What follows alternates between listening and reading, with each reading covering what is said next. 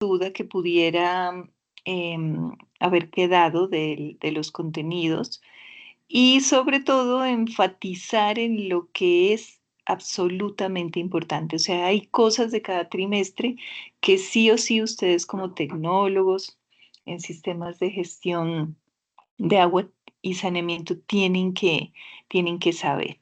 Entonces, permítanme, comparto pantalla por acá,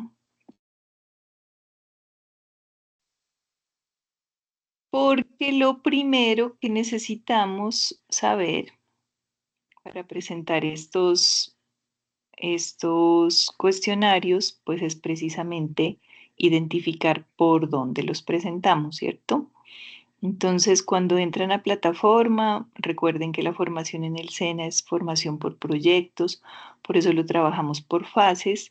Y la fase uno, fase de diagnóstico, cada una de las fases del proyecto tiene actividades de proyecto. Y las actividades de proyecto pues involucran esas actividades de aprendizaje que son las que ustedes entregan como evidencias de formación.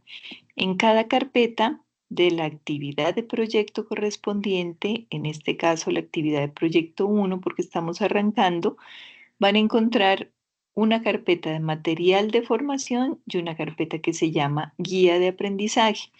Hay una guía de aprendizaje por cada trimestre. Como estamos en primer trimestre, por eso es que la guía de aprendizaje que nos corresponde es la número uno. En el material, en la carpeta de material de formación están todos los documentos que los instructores venimos trabajando y en la carpeta de guía de aprendizaje están los links. Pues además de la guía de aprendizaje están los links en los cuales ustedes deben subir sus evidencias. Para la parte técnica, tengo habilitados dos links que dicen técnico Olga Lucía. El primero que hace referencia a la información de cuencas, que fue pues, la más extensa que vimos este trimestre, y que consta del link para enviar el video exposición, que ya vi que varias personas me lo han enviado. Les contaba a los chicos que estaban conectados al comienzo que como hasta hoy hay plazo para entregarle evidencia, entonces a partir de mañana arranco a hacerle revisión y no se preocupen que cualquier cosa que pase o que encuentre o que de pronto no esté acorde o que tenga dudas van a tener la posibilidad de corregirlo, eso no hay lío. Y aquí está el link para el primer cuestionario. Son dos cuestionarios los que vamos a hacer. Uno de cuencas y otro del último tema que vimos la clase pasada, que fue desarrollo sostenible, educación ambiental y enfoque diferencial. Cada cuestionario tiene permitidos dos intentos. ¿Por qué? Pues porque en ocasiones se les va la energía o se les va el internet o se traba Sofía o se traba Sajuna, cualquiera de estas cosas que nos pasan en el SENA, ¿cierto? Entonces, si les pasa alguna de esas circunstancias y se les cierra el examen, pues tienen la posibilidad de volver a abrirlo. Entonces, ¿cuál es la recomendación? Que realicen su examen en una hora donde no tengan interrupciones, donde ojalá pues el internet esté funcionando bien y cuando miren que esa juna no está molestando, no está demorándose en entrar, no está demorándose en abrirles los dos documentos. Ese es el asunto y tienen un tiempo para resolver el examen de una hora. Este examen tiene muchas preguntas, estos dos exámenes tienen muchas preguntas teóricas de conceptos básicos que pues son conceptos que ya deben ustedes tener asimilados. Hay preguntas de análisis, hay por allí un ejercicio también de cálculo de caudal, pero en el SENA no acostumbramos ¿cómo es que se llama? ¿Cómo se llama eso cuando se enseña una cosa y se pregunta otra? Ni las cáscaras, ni ustedes están aquí para aprender una habilidad y de acuerdo a lo que reciben, a la información que reciben durante el trimestre, es lo que se les pregunta. Igual es un examen abierto que ustedes pueden consultar, pero me interesa mucho es que entiendan y que si de verdad hay alguna cosa en ese examen que ustedes digan, pero esto de dónde sale o esto por qué o esto no lo entendí, pues que me cuente. Por aquí es por donde se habilita la prueba. Entonces, a mí me sale un poco diferente la interfase porque pues es interfaz de instructor, pero me parece que a ustedes les aparece aquí como iniciar la prueba o si les aparece esto mismo por vista previa de la prueba de conocimientos, también pueden comenzar a hacerla. Entonces, ese es el primer cuestionario, el cuestionario que hace referencia a cuencas. Y si ustedes se van al segundo link, entonces acuérdense que este es el primer link que dice Técnico El Galucía. Y en el segundo link, que también dice Técnico El Galucía, está el otro cuestionario que habla de desarrollo sostenible, educación ambiental y enfoque diferencial. Entonces, de la misma manera, hacen clic ahí en el link del cuestionario y igual, hay 2 intentos permitidos, 1 hora de tiempo para realizarlo. Ese es el asunto. Hasta allí, eso es como la información de cómo presentar la prueba, cuánto tiempo tienen y todo el asunto. Vamos a hacer entonces como un recorderizo, un paso rápido por la información.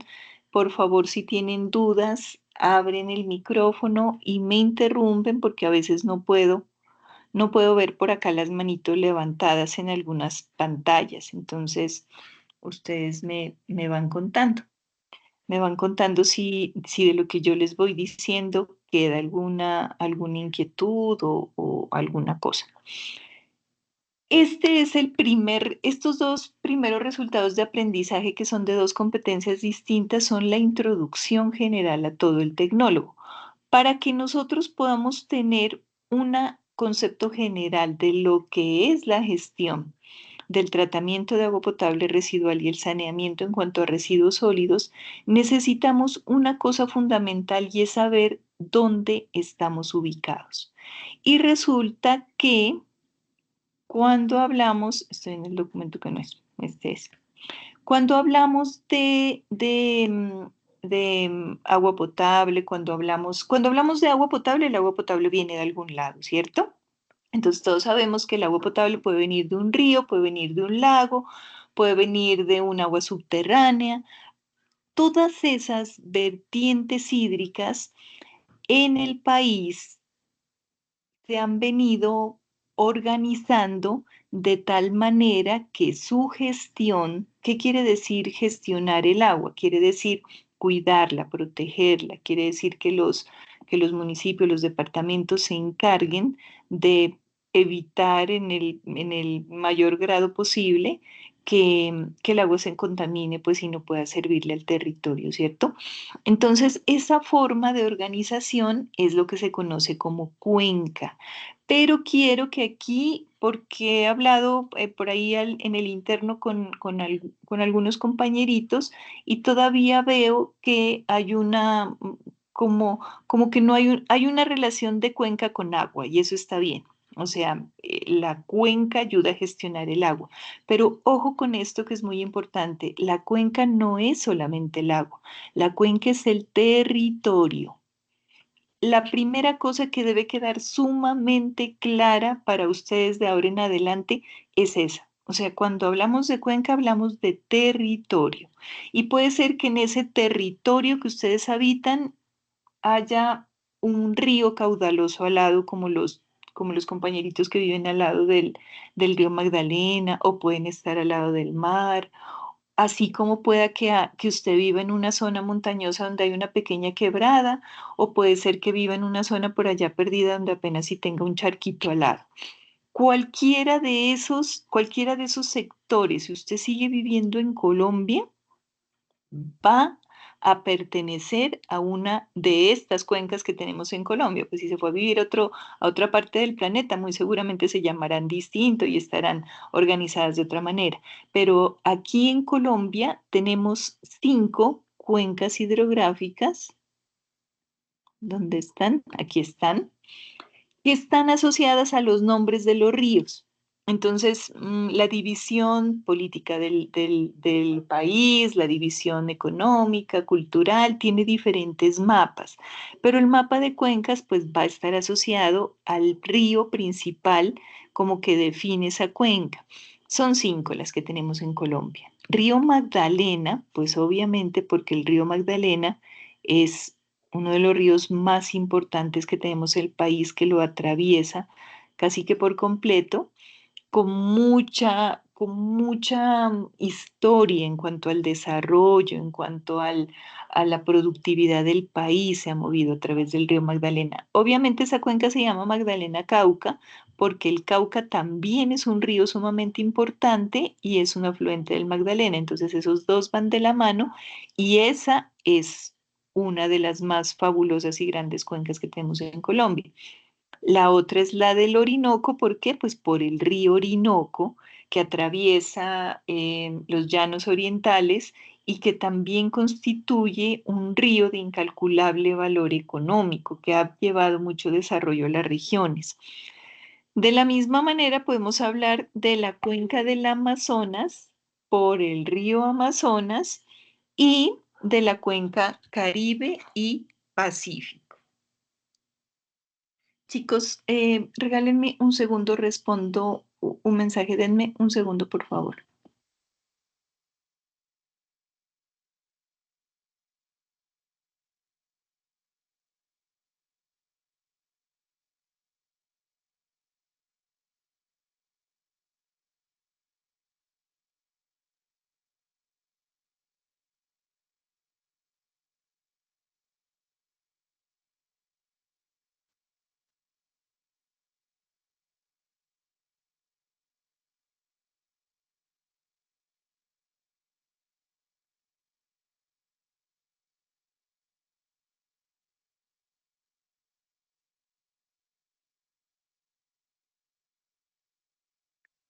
Listo, chicos, un asunto medio importante. Bueno, entonces, eso es cuenca. Cuenca es territorio que dentro tiene una cantidad de ríos principales, secundarios, quebradas, lagos, lagunas, aguas superficiales, aguas subterráneas, o sea, todo lo que es recurso hídrico que esté contenido en ese territorio es lo que llamamos cuenca. Entonces, eso es lo primero que tiene que quedar súper claro. Lo segundo es que al ser un territorio, no solamente una corriente hídrica, sino un territorio, pues en ese territorio viven personas, ¿cierto? Y viven personas que desarrollan una serie de elementos culturales, sociales, el territorio como tal tiene condiciones biofísicas, hay actividades económicas, hay actividades demográficas. Entonces, la cuenca en este punto del análisis no es solamente espacio físico, sino que se convierte en un asunto de interacción con las personas, de una interacción social. Entonces, si habláramos solamente del espacio, del territorio, del sitio donde está ubicado el río, pues estaríamos hablando de que el clima, de que si llueve o no, la pluviosidad, de que si es un suelo volcánico, de que si es un suelo arcilloso, de que cuántos ríos hay, de que cuál es el balance hídrico de esos ríos, de que cómo son los bosques, de qué tipo, cuáles son las especies de plantas, qué tipos de animales hay, todo lo que constituye la parte biofísica de un territorio. Pero como no solamente es territorio, sino que allí hay personas viviendo, entonces vamos a encontrar unos asuntos, unas actividades que son muy propias de esa dinámica de crecimiento poblacional. Por ejemplo, sectores donde hay unas creencias, una religión, si lo queremos llamar de esa manera, que le da a esa localidad una perspectiva de manejo de sus hábitos, incluso algunos que tienen que ver con el agua. Em, Otras muy distintas, si estamos hablando, por ejemplo, de comunidades indígenas, hay creencias, hay valores, hay asuntos sociales que influyen en el manejo del territorio y que de una u otra manera también influyen en el uso que hacen esas sociedades con el agua. En cuanto a la parte económica, obviamente estas comunidades tienen que vivir de algo, ¿cierto? Entonces, que si el cultivo de café, de aguacate hach, de que no, que esta zona es eminentemente turística y allí lo que hay son hoteles, que no, que esta otra zona lo que es ganadera, entonces lo que hay es ganado, que por allá lo que hay es marranitos, que, bueno, en fin. Son actividades económicas, aquellas que generan ingresos, que generan empleo, que generan ocupación de las personas, que hacen que la tenencia de la tierra tenga algún objeto. Entonces, son todos esos elementos, todos esos asuntos económicos que viven esas comunidades y que también tienen una relación con el agua. Porque si estamos hablando de cultivos de café y aguacate hach o de papa y de cebada, pues ya sabemos que los fertilizantes y los abonos van a ser distintos, ¿cierto? Y cada uno de ellos pues tiene unos químicos que también son distintos. Entonces, todo eso influye en el manejo del recurso. Ahora existe también otro tipo de elementos que ya tratan como de identificar características propias de esas comunidades. Entonces, que si son comunidades jóvenes, que si son más hombres que mujeres, que si hay más profesionales, de qué tipo, que si hay más población campesina, que qué tipo de población es, que si es una región habitada por comunidades negras o por comunidades indígenas, cuál es la estratificación, que cuáles son los rangos de edades, toda esa información que nos permite también a nosotros que trabajamos desde la perspectiva del recurso hídrico, identificar, al igual que en los otros ítems, hábitos y situaciones específicas que afectan el recurso del agua. Entonces, por eso es que estos elementos son tan importantes dentro de la cuenca. Entonces, no quiero que de ahora en adelante, cuando piensen en cuenca, piensen solamente en ríos. Acuérdense que Cuenca es territorio y que por ser un territorio tiene ríos, tiene personas y al tener personas, pues tiene una cantidad de interacciones que lo hacen específico en cada región. Por eso es que cada cuenca es distinta y por eso es que se dividieron las cuencas así en este país, porque tenemos unas particularidades en Colombia que nos hacen diferentes. O sea, no es lo mismo que vivamos en La Guajira, a que vivamos en el sur del país, en Nariño, a que vivamos en los llanos, a que vivamos en Chocó, a que vivamos acá en el centro, en el eje cafetero. Tenemos condiciones distintas, culturales, de hábitos, de situación, de productividad, a lo que nos dedicamos. Entonces, todo eso marca diferencias en torno al uso del recurso. Acuérdense que el uso del recurso no es solamente para consumo, sino también lo que sale después de consumir. Entonces ya sabemos que si la mayor cantidad de agua de esta zona se va para cultivos agrícolas, pues qué tipo de escorrentía vamos a tener. Que si se va para hoteles, pues qué tipo de residuos vamos a tener. Que si se va para cultivo de peces, qué tipo de agua vamos a tener. Sí se entiende esa parte, ¿cierto? Por eso es tan importante el concepto de cuenca, porque usted no va a tener un agua, ya sea para potabilizarla o para tratarla, si es agua residual, como sin contexto, como sin historia. Todas las aguas que ustedes se encuentren en la vida son aguas que tienen historia, que vienen de algún lugar, que han pasado por algunas circunstancias. Y eso es muy importante conocerlo porque le va a dar un indicio de pronto de la problemática que pueda encontrar durante el tratamiento. Usted va a ser capaz, conociendo ese entorno, de identificar qué es lo que puede estar pasando en ese recurso si hay algunos problemas recurrentes. Entonces, no solamente se trata de identificar si los equipos están midiendo bien, si las operaciones unitarias están operando bien. Se trata de identificar qué está pasando con ese recurso cuando ya se identifica un problema recurrente. ¿Qué más? Eso, dos. Vamos con dos cosas súper importantes, ¿cierto? ¿Qué más vimos? Que no se les puede olvidar nunca más.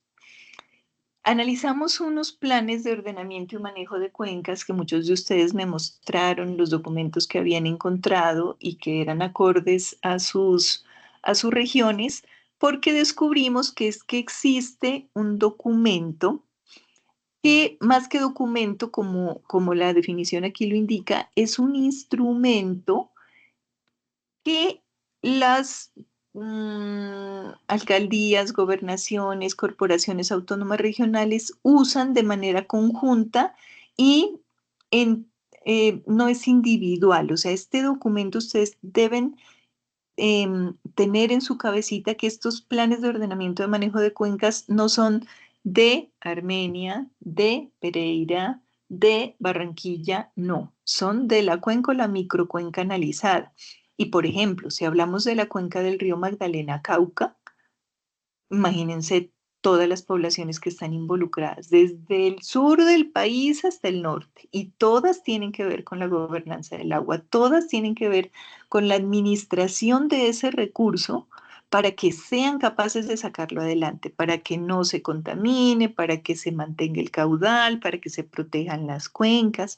Entonces, debe ser muy claro para ustedes qué son esos planes de ordenamiento de manejo de las cuencas, para qué sirven, quiénes los lideran y bueno, cuáles son las etapas también, que es interesante saber cuáles son las etapas que lo conforman, ¿cierto? Porque si bien es cierto, un tecnólogo en supervisión de sistemas de agua y saneamiento de pronto no le va a tocar formular un PONCA completo, además porque cuando veíamos esto les contaba que esto es una unión de muchos profesionales trabajando en función de identificar todas esas circunstancias que puede tener un territorio. Pero sí es muy probable que ustedes entren a participar en levantamiento de información, análisis de información, conformación de documentos. Es muy, muy viable que ustedes entren en alguna parte de este proceso. Entonces deben tener muy claro cuáles son las partes, que si está en aprestamiento, que si se está haciendo un diagnóstico. Acuérdense que el diagnóstico es como el diagnóstico que hace el médico y yo les decía además, un diagnóstico es como tomar una fotografía instantánea. Lo que usted vio allí, eso es lo que hay. Entonces, cuando usted ayude a analizar un diagnóstico, proponga para hacer un diagnóstico o de pronto está en la junta de acción comunal de la población y se está levantando información para un diagnóstico de un POMCA, les decía en clase en su momento, siempre fíjense en la fotografía tomada. Si ustedes hablan de cosas que no tienen, el instrumento no va a poder gestionar esa mentirita que se dijo allí de cosas que de pronto pasan en las instituciones que por no quedar mal dicen, ah, no, eso sí lo hacemos, eso sí lo tenemos, eso sí, ¿cómo yo no voy a hacer esto en mi cuenca? Y mentiras, que no lo hacen. Entonces, obviamente, pues si el diagnóstico dice que ya lo tienen, pues eso no se planea y no se hace.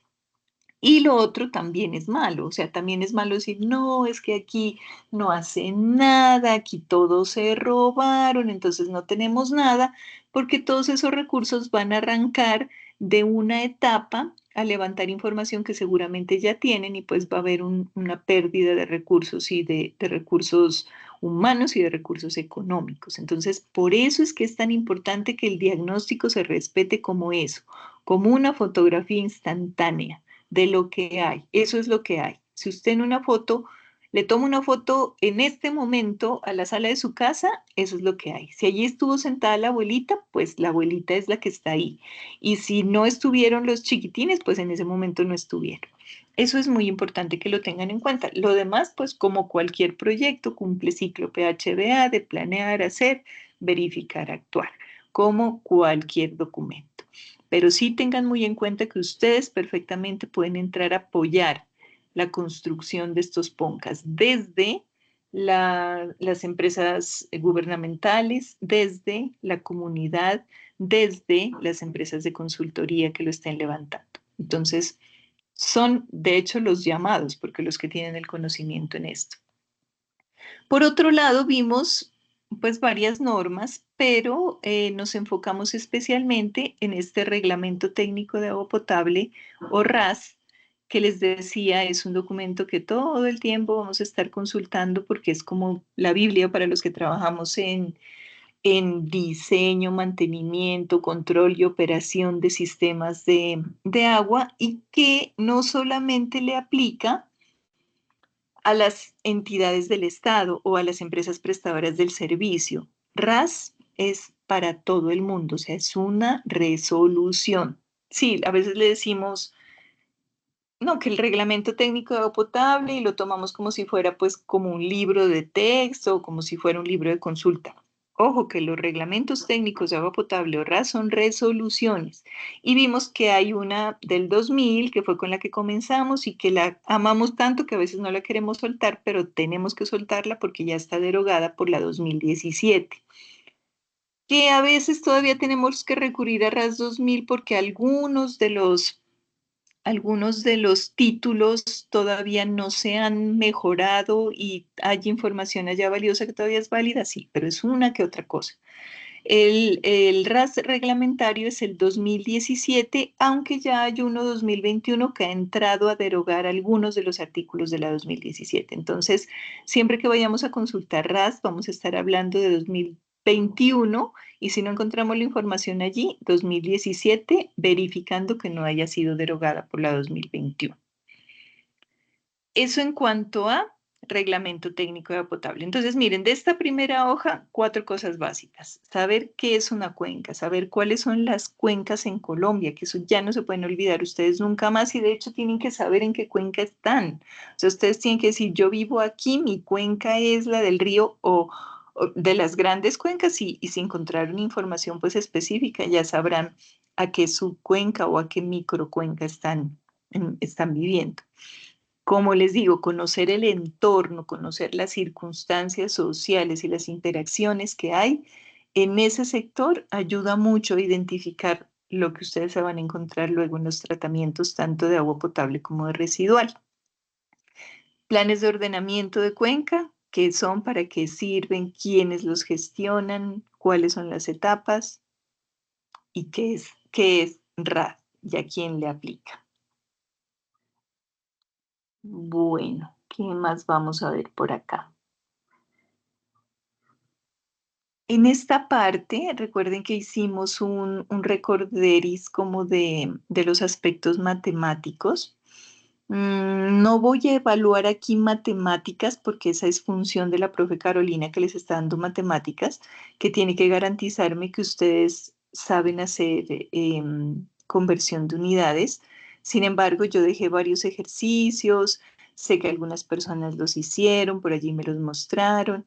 Entonces, siempre lo que se deja en clase, pues es importante hacerlo para que ustedes aprendan, porque la función de este tecnólogo y del SENA en general es que ustedes adquieran una habilidad, no que en el rato se pongan a pasar a toda carrera una tarea para pasar el tecnólogo. No, gócense esto, aprendan, cojan cosas nuevas cada día. Les aseguro que es una información que les va a servir muchísimo porque es muy, muy, muy adecuada.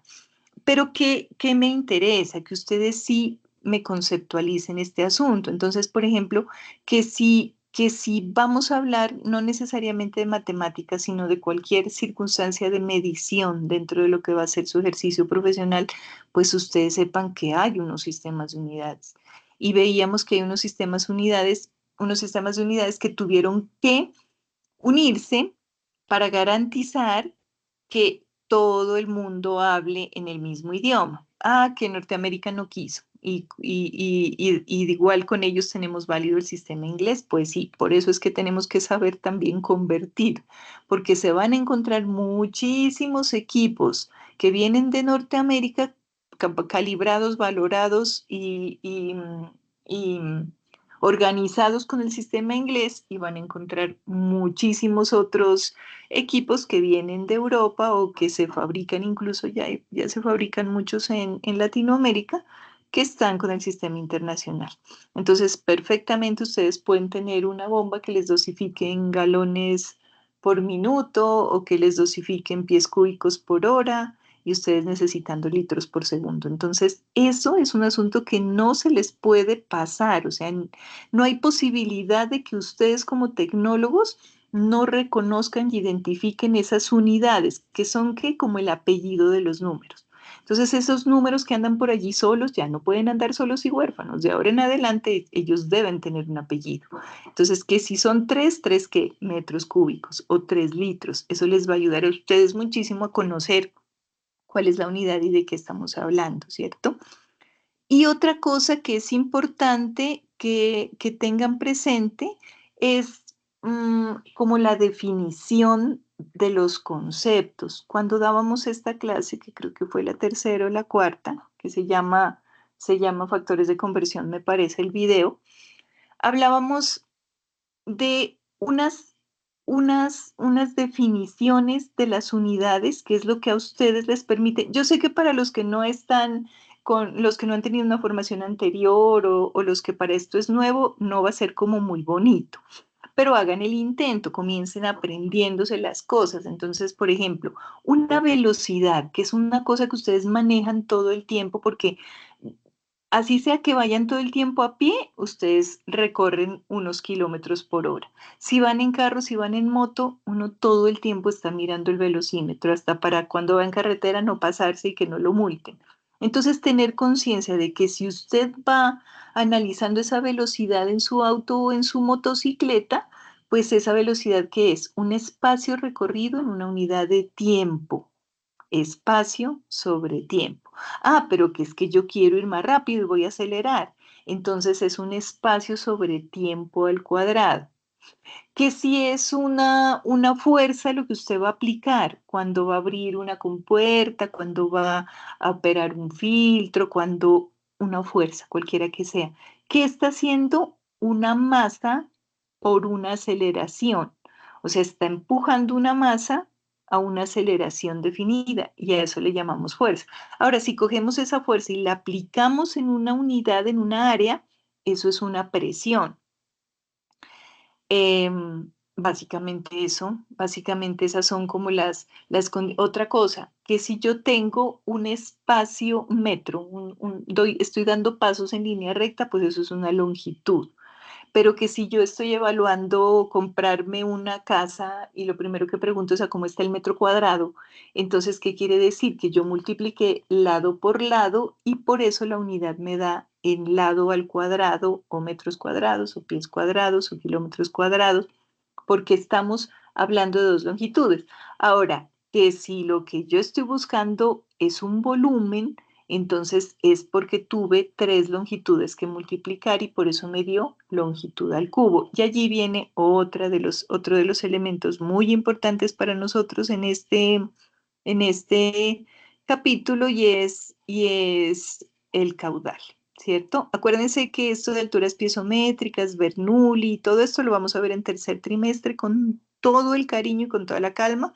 Por eso en este no les quise meter eso, solamente con que ustedes sepan de unidades, sepan qué son unidades internacionales, cuáles son las del sistema inglés, qué es una fuerza, qué es una presión. Es importante que vayan relacionando esas unidades porque les va a servir mucho una vez que ustedes empiecen a ver equipos en planta.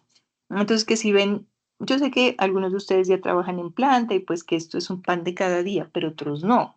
Entonces, que si ven por allá una cosita que parece reloj con una agujita que dice bares y usted bares y pensando en el bar de la esquina, no. O sea, tienen que relacionar eso con una unidad de presión, tienen que aprender a identificar que si por allá escucharon de un Newton, no se trata por allá del científico que descubrió que se le cayó la manzana encima. No, estamos hablando de una unidad de fuerza. Entonces, todos estos son conceptos divertidos para algunos, de pronto no muy divertidos para otros, pero que tienen que empezar a analizar porque pues estamos en el asunto de volvernos tecnólogos. Y como tecnólogos, sobre todo tecnólogos del SENA y tecnólogos míos, no se me pueden varar con nada. O sea, un tecnólogo en supervisión de sistemas de agua y saneamiento del Centro Agroindustrial del SENA, Quindío, no se vara por nada, no os le queda grande nada. Entonces, estas cosas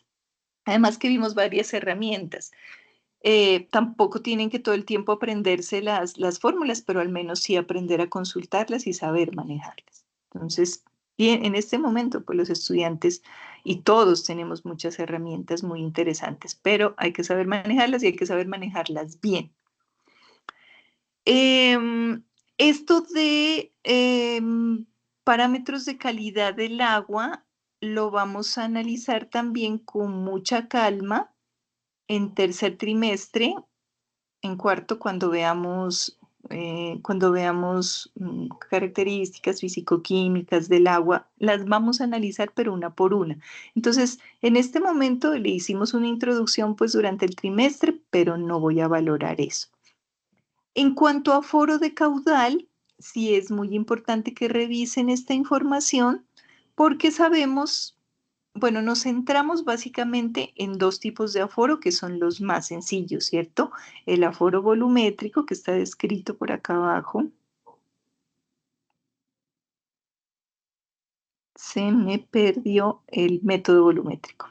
Entonces, este es el ejercicio que hicimos en la ducha y que muchos me contaban entre risas que se pegaron que lavada para que el agua no se les salga, porque tiene que ser así, ¿cierto? Si el agua se llegara a salir del recipiente, pues no es una medida como real o no es una medida correcta o exacta más bien.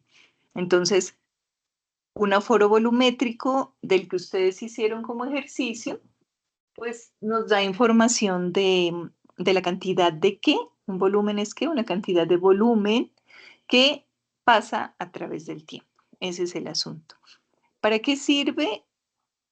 De pronto en su vida laboral no les va a tocar volver a calcular el caudal de la ducha, pero créanme que sí les va a tocar volver a calcular el agua que sale de muchos equipos. Entonces, que tengan muy clara la técnica y que sepan que si esta agua es demasiado abundante, o si estamos hablando de una quebrada, un río que no se pueda contener en una llave, en un tubo, pues este método no nos sirve, ¿no? Y nos centramos también en otro, que es el método que viene de Bernoulli, que dice que el caudal también es un área multiplicada por una velocidad. Y vimos que esa área podía ser de un canal, que es lo que por lo general tenemos en las plantas, canales trapezoidales o canales rectangulares, que es lo que más vemos, aunque también pueden haber triangulares o circulares, y que debemos saber calcular el área. Eso también es matemáticas. Entonces, área de un rectángulo, base por altura. Área de un triángulo, base por altura sobre 2. Área de un trapecio, base 1 más base 2 por altura sobre 2. Área de un círculo, pi por r a la 2, si estamos hablando de tubo lleno. Entonces, una cosa es calcular el área y otra cosa es calcular la velocidad. La velocidad es un asunto muy interesante de calcular porque tenemos infinidad de equipos que nos ayudan a calcular la velocidad. Bueno, aquí esto no se preocupen que no lo voy a valorar. Ojalá tengamos la oportunidad de cuando nos reunamos a hacer una práctica en algún río para hacerlo, para que lo hagan conmigo. Pero en este examen no va a salir un ejercicio de este tipo. Sí hay un cálculo de caudal, pero es un cálculo de caudal con un área muy básica. ¿Qué tenemos para medir la velocidad? Entonces tenemos diferentes equipos, como molinetes, caudalímetros, equipos sonométricos, equipos electromagnéticos. Tenemos una cantidad de equipos que nos ayudan a medir la velocidad.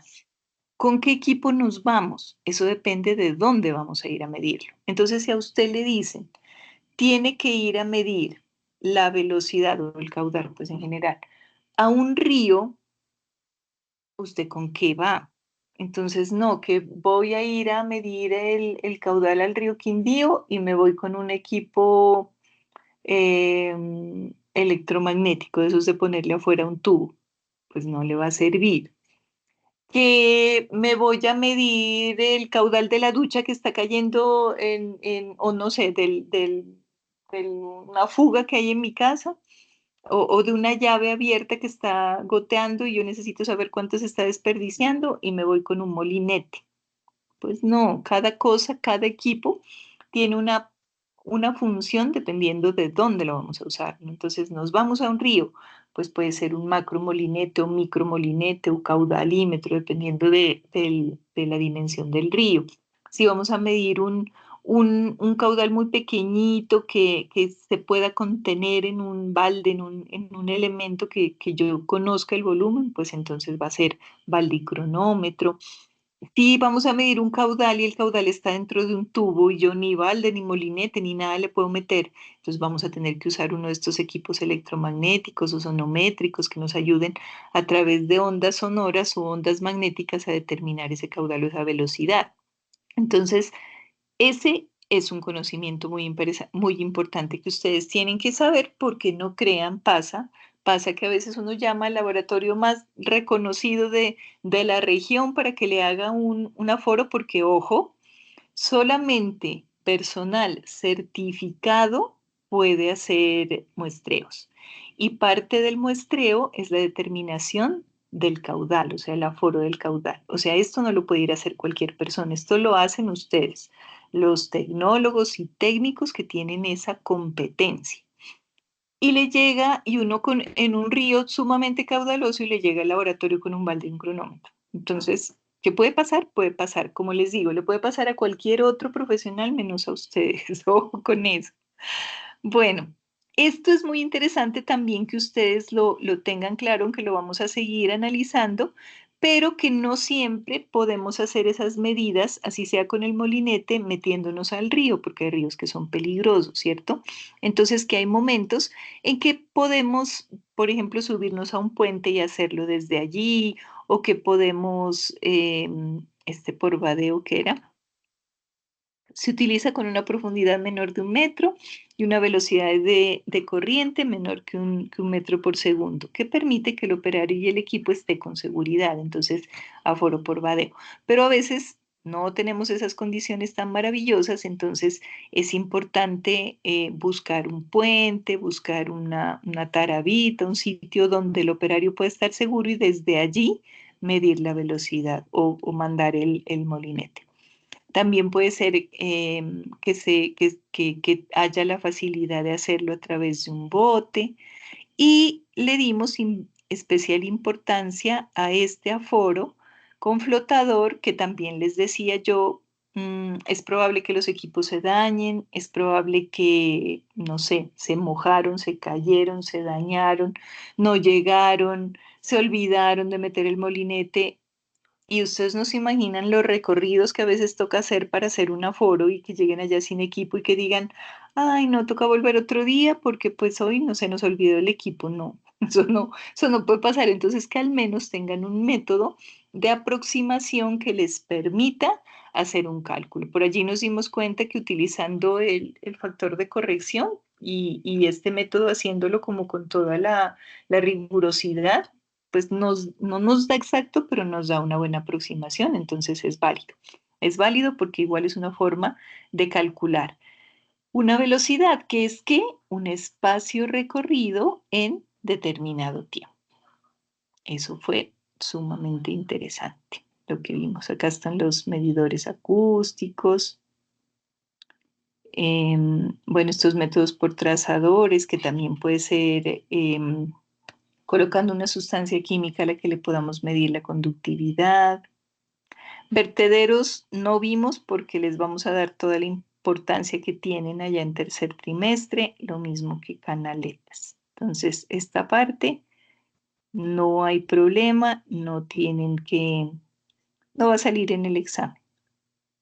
Esta parte no va a salir en el examen porque se repite en los siguientes trimestres, entonces prefiero no atiborrarlos de información ahora, sino que lo que tienen que aprender les quede muy claro. Lo mismo esta parte de muestreo es todo el próximo trimestre, vamos a estar viendo muestreo. Entonces, en este trimestre no vimos, no quise meterles tanta cosa. Eso, a ver qué más se me queda. Eso es básicamente el primer examen, lo que les acabo de contar. Hasta allí, preguntas, inquietudes, tienen claridad al respecto. ¿Hay alguna pregunta, alguna ¿Alguna inquietud? No me quiere prender la cámara. ¿Alguna inquietud, chicos, que les surja respecto a esta primera parte?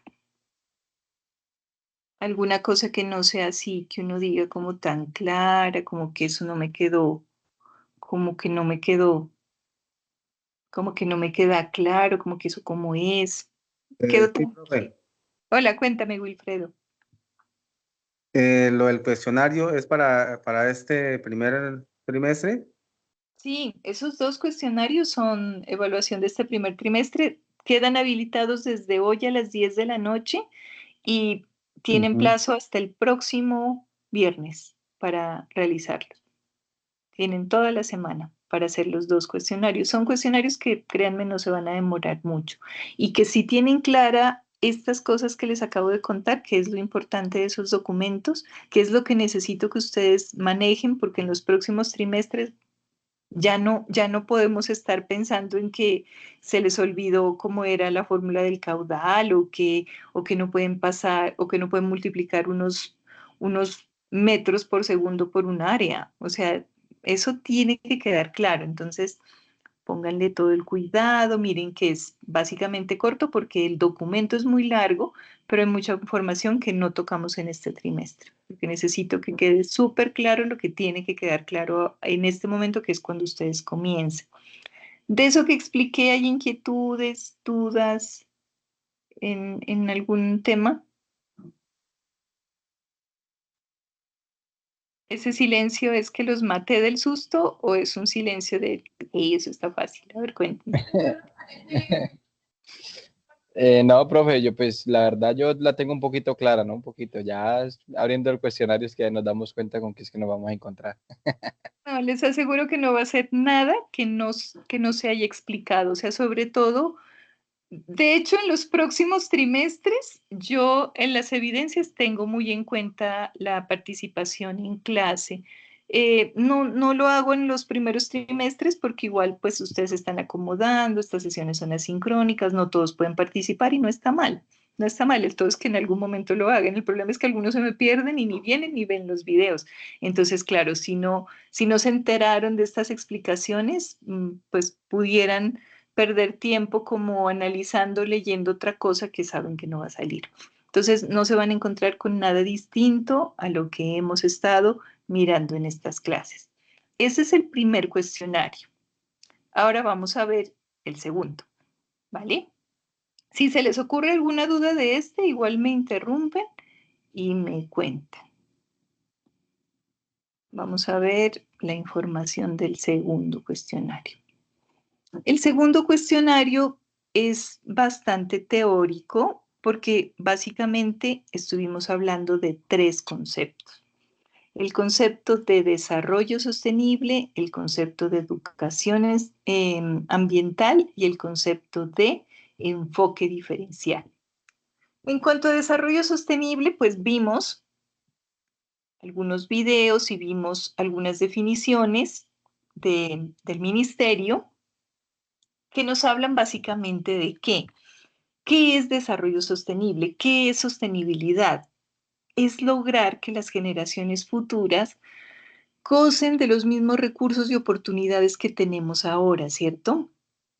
O sea, es que nosotros en esta generación no acabemos con todo lo que hay, porque si hacemos uso de todos los recursos y contaminamos todo el agua y acabamos con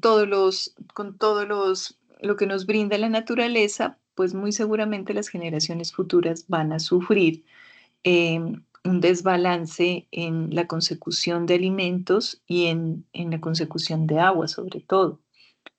Pero no solamente eso, sino que además vimos que la sostenibilidad es como una mesa con tres paticas, porque no se trata de que las cosas porque sean pues tan buenas con el medio ambiente y tan responsables con la sociedad, pues no sean económicamente viables. Entonces, desarrollo, de hecho, tiene intrínsecamente metida dentro de esos pilares, metido dentro de esa estructura, pues que tiene que haber una valoración económica. O sea, un negocio sostenible, en primer lugar, tiene que dar plata, porque es un negocio, de lo contrario, pues deja de ser un negocio y deja de existir. Entonces, no se trata de que son cosas donde no se gana, porque se acuerdan que una compañerita nos decía la clase pasada de profe, pero es que es muy tenaz porque el desarrollo sostenible resulta más costoso. La verdad, sí. Sí, resulta más costoso que no respetar ninguna norma social y no pagarle a las personas lo que se les debe pagar y tenerlos trabajando como esclavos y contaminar el medio ambiente pues obvio, sale más caro que ser responsables. Pero en esta época, si ha surgido esta tendencia de desarrollo sostenible, es porque afortunadamente en el mundo ya hay una tendencia a favorecer este tipo de negocios. Y para entender cada uno de estos conceptos, que este documento es tan básico, yo les pido que cada uno de ustedes se meta a analizar como su situación, en dónde vive, en dónde trabaja, qué hay, qué ha visto a su alrededor, y ya no simplemente como que pase sus ojos por encima de las circunstancias, sino que de verdad las observe. Entonces, por ejemplo, yo vivo en un edificio. En ese edificio, por normativa, nosotros tenemos que separar los residuos y separamos orgánicos y separamos reciclables y separamos no reciclables. ¿Quiénes lo hacemos? Yo creo que un 20%. El resto de las personas, pues no saben, no conocen, no entienden, no puede. Entonces pasa toda esa basura revuelta, entonces viene el reciclador y a veces desparrama todo eso, entonces el portero lo persigue porque no puede hacer eso. O sea, se dificulta tanto que se haga un aprovechamiento de esos recursos reciclables para que el señor que trabaja con eso pueda tener su alimento, pero que además el planeta se evite esa cantidad de plásticos que se demoran 200 años en descomponerse. Todos esos residuos orgánicos que separamos con tanto cuidado en la cocina, mmm, Armenia no tiene una ruta selectiva de recolección de orgánicos. Sé que otras ciudades del país sí lo tienen, y otras poblaciones y otros municipios, pero Armenia no lo tiene. Entonces igual todo va a dar al, al relleno sanitario. Todo se revuelve con lo que no es reciclable. Entonces ahí es donde uno dice, bueno, ahí hay un asunto como que no estamos siendo muy responsables con el medio ambiente desde nuestra casa cuando no hacemos separación, que todavía no hay una conciencia desde la municipalidad para decir, bueno, veamos qué podemos hacer con estos orgánicos, tampoco es que sea tan difícil de tratar, eso lo vamos a ver, no tenemos todo un trimestre de residuos sólidos, tampoco es que es tan complicado de tratar y podemos devolverle al suelo todos esos nutrientes que nos regaló a través de los alimentos y evitar muchos asuntos malucos en el relleno sanitario, como la generación de lixiviados y de gas metano. ¿Cómo cómo analizo yo ese asunto de sostenibilidad en ese edificio? Las personas que trabajan allí sí están contratadas adecuadamente, sí ganan lo que tienen que ganar. ¿Cómo es ese asunto con los señores encargados precisamente de la gestión y la separación de esos residuos? O sea, ¿estamos siendo responsables con el medio ambiente, con la comunidad? Ahora, es probable también que entremos a analizar, no sé, que tengamos un negocio, que trabajemos en un hotel, que trabajemos en otro asunto. ¿Qué he visto yo, por ejemplo, aquí en Armenia que les puedo contar? Hay algunos hoteles porque como el eje cafetero es eminentemente turístico y el turismo está virando afortunadamente a dejar atrás el turismo irresponsable que solo se trataba de generar basuras, sino que la población colombiana y la población extranjera está volteando a ver esa sostenibilidad, incluso esos sellos de sostenibilidad turística en las regiones. Entonces ya encontramos sitios muy bonitos, por ejemplo, hay uno, voy aquí a hacer propaganda de los sitios, hay un sitio acá en Armenia, a la salida del norte, que se llama BioHabitat. Es un hotel, pero es un hotel que ha logrado integrar al turista dentro de la naturaleza. Las cabañas son casi que prácticamente todas de vidrio, están dentro del entorno de los árboles, donde el turista puede disfrutar de la visita, incluso de una cantidad de aves que tenemos aquí saliendo al balcón. Un, un buen sistema de tratamiento de aguas residuales, un, una, lo bonito de acá el eje cafetero es que hay mucha pertenencia, ¿no? En la mayoría, pues, de los sitios. Entonces, una pertenencia por la cultura cafetera, una pertenencia por el cacao, una pertenencia por hacerle vivir a esa persona que viene de fuera del país o de fuera del territorio, esa experiencia cafetera, esa experiencia que es del Quindío, que es del eje. Entonces, eso es sostenibilidad. Otros sitios, por ejemplo, en Pereira, que han, restaurantes, que han rescatado el asunto cultural.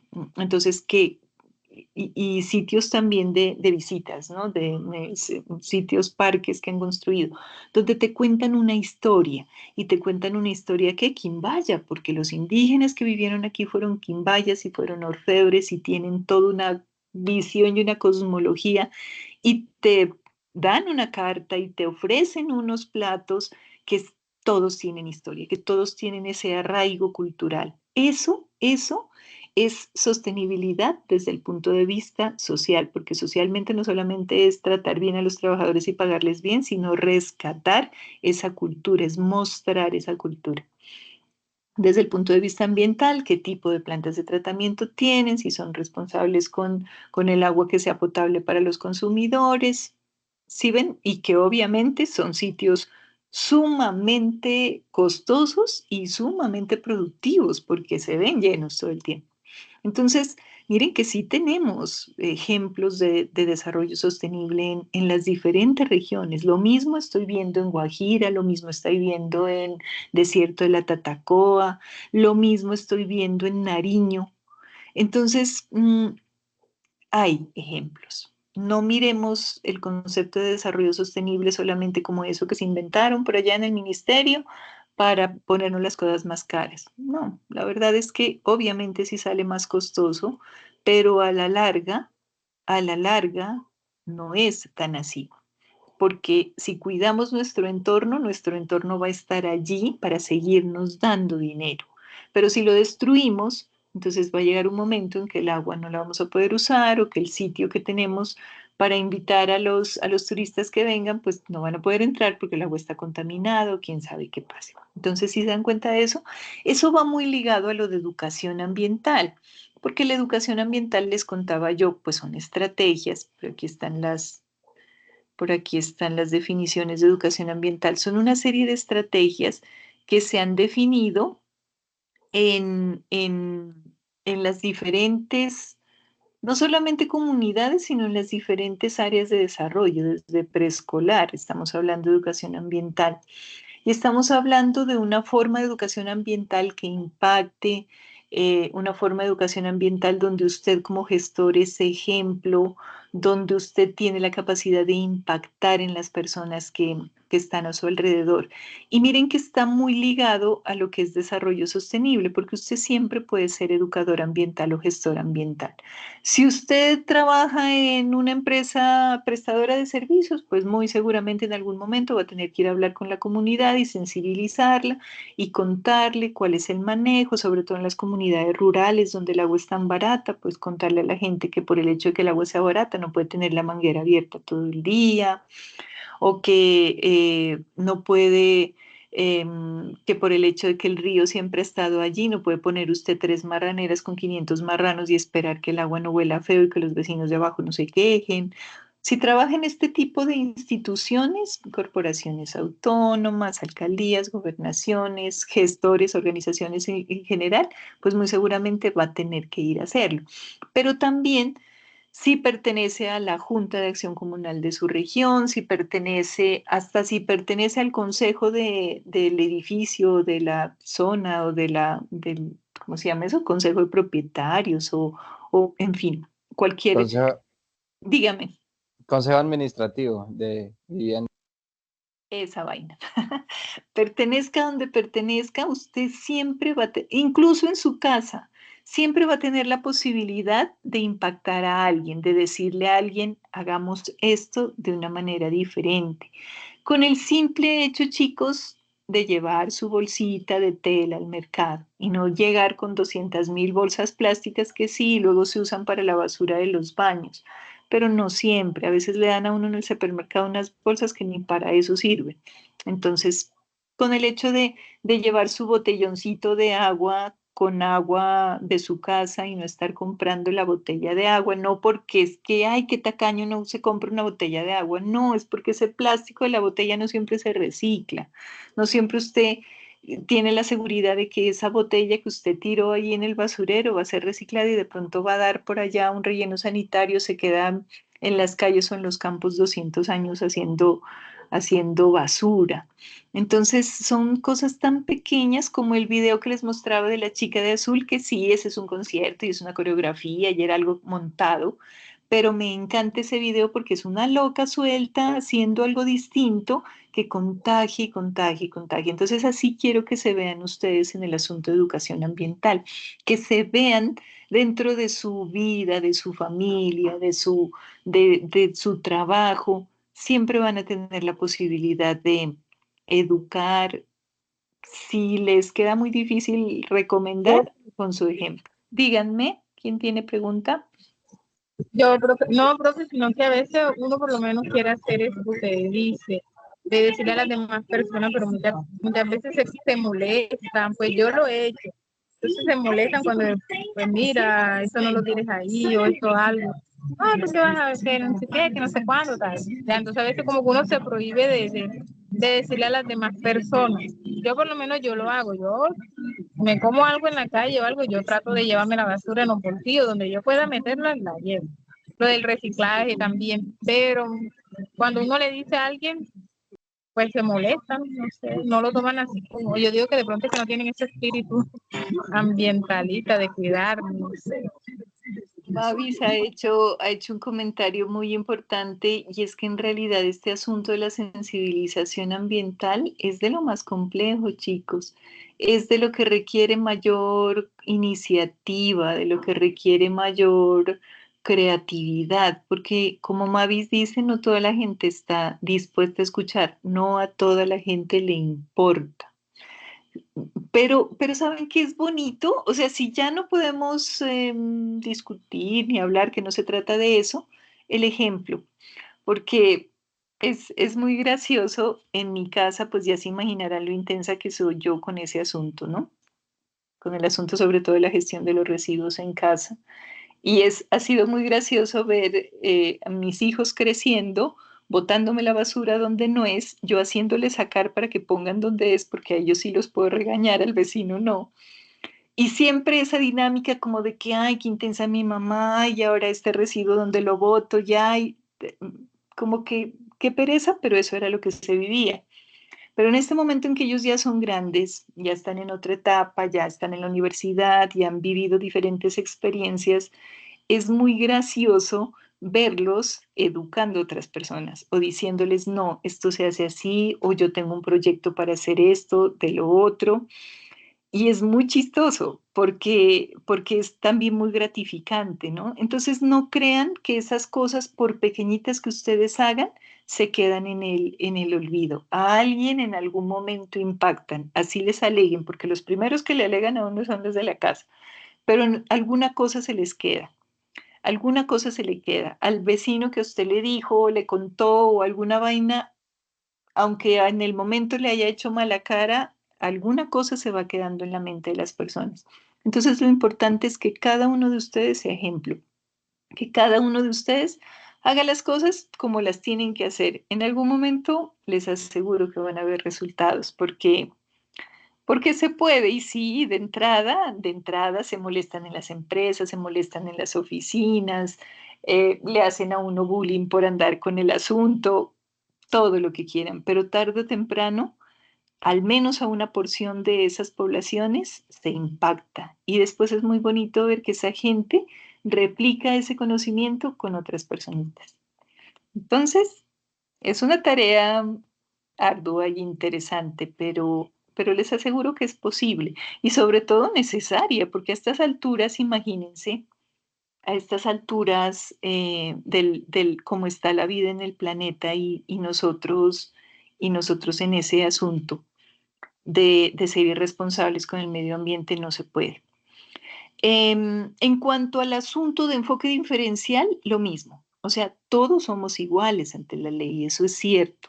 Lo que pasa es que hay algunas comunidades que legalmente tienen un trato diferencial por sus condiciones culturales o sus condiciones específicas, ¿cierto? Este es otro asunto que ustedes tienen que verlo desde su propia perspectiva, desde su propia vida. Por ejemplo, que me he encontrado yo. Proyectos, digamos, construcción del puente que pasa sobre el río Caquetá, los que estén de pronto por allá. Listo. ¿Qué necesita una construcción? Sea esa o sea cualquier otra. Construcción de la vía doble calzada, Pasto y Viales. ¿Qué necesitan las construcciones de esa magnitud? Materiales, ¿cierto? ¿Qué materiales necesitan? Necesitan arena, necesitan triturado. ¿De dónde lo sacamos? No lo pueden sacar de la primera montaña que esté parada por allá al frente donde vieron que había arena. Tiene que ser de una mina que tenga autorización. Así como sacamos concesión de una cantidad de agua para nuestro uso, asimismo se saca concesión de materiales. Y si usted no la respeta, es minería ilegal, así de grave es.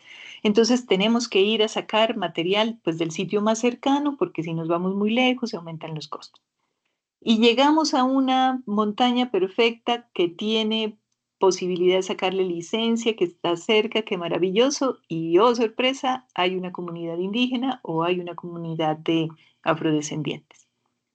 Y ojo con eso. Lo primero, cuando usted vaya a desarrollar un proyecto, llámese que esté trabajando usted en un proyecto de construcción, de turismo, de vías, de puentes, lo primero es hacer una consulta con estas comunidades, que se llama consulta previa.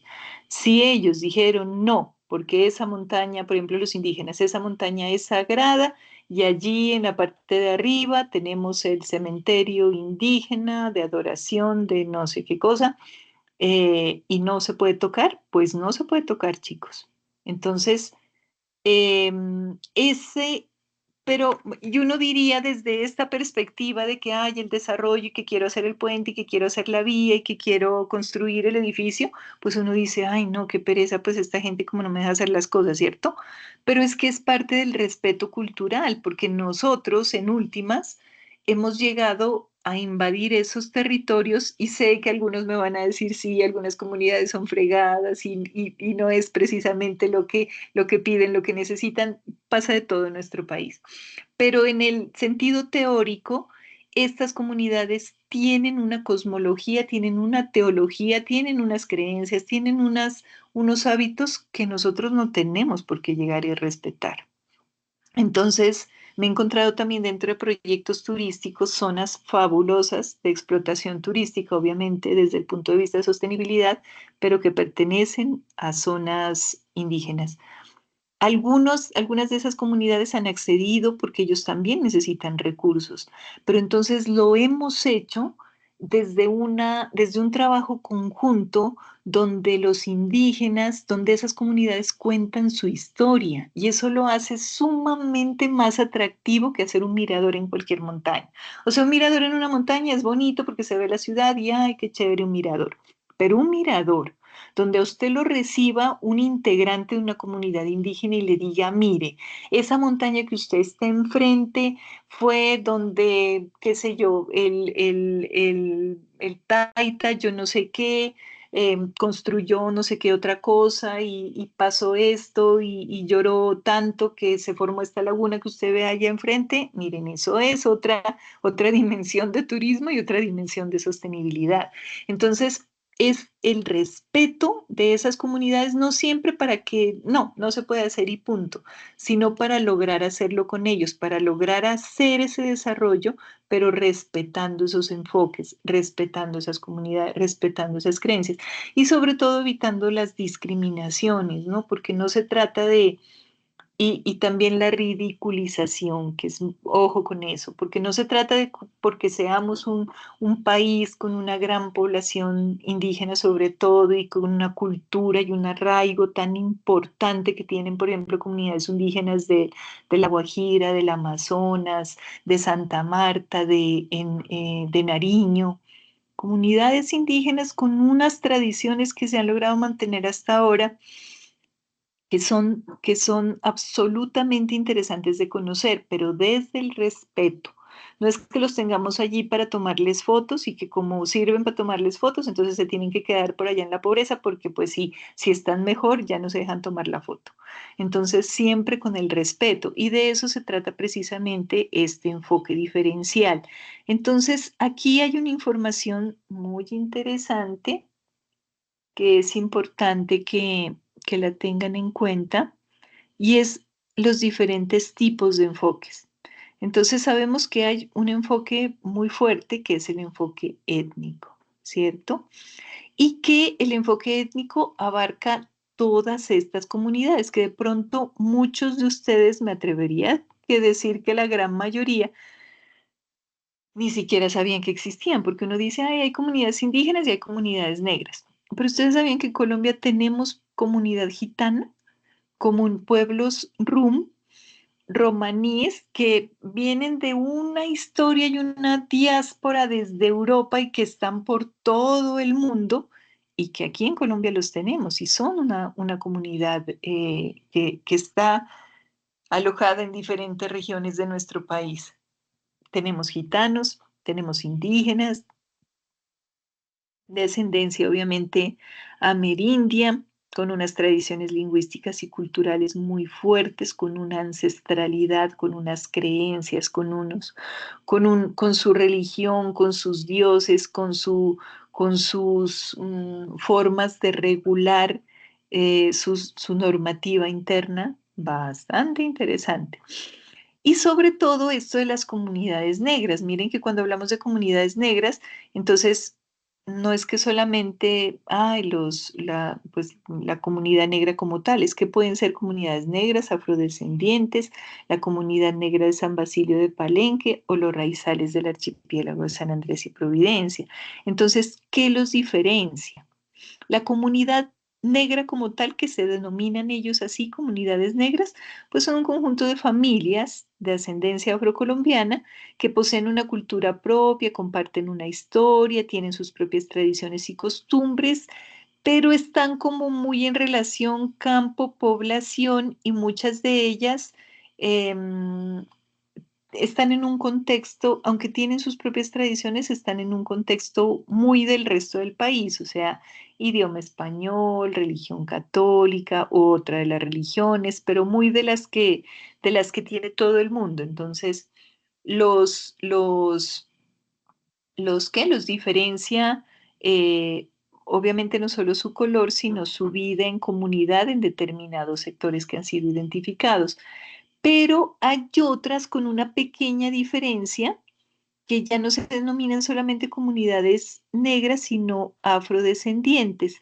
Y la diferencia es que este grupo em, se reconoce como que desciende directamente de África, porque pues sabemos que nuestras comunidades negras puras, de pronto no las encontramos tan fácil en el país, ¿cierto? Sino ya una serie de mestizaje y de otra serie de mezclas de las diferentes culturas.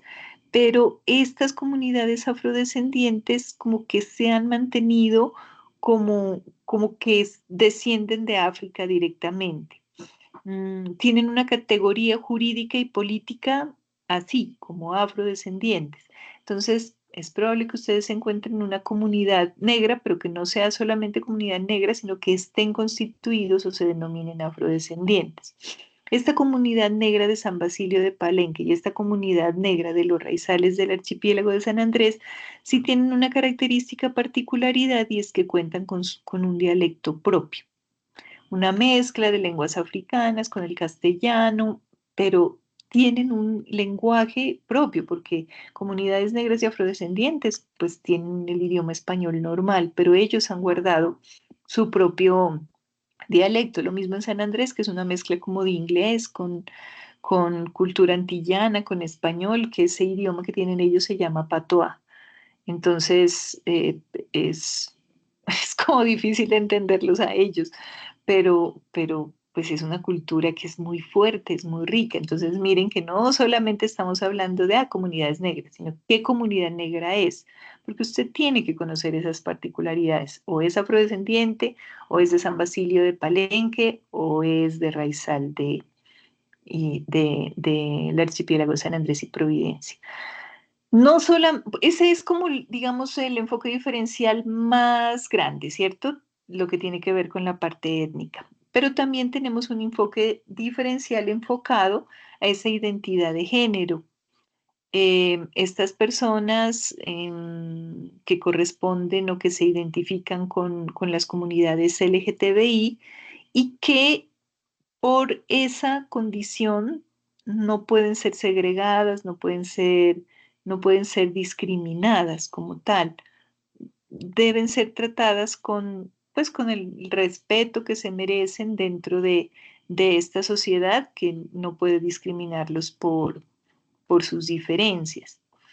El otro grupo bastante grande es ese enfoque diferencial o ese enfoque especial para personas en condición de discapacidad.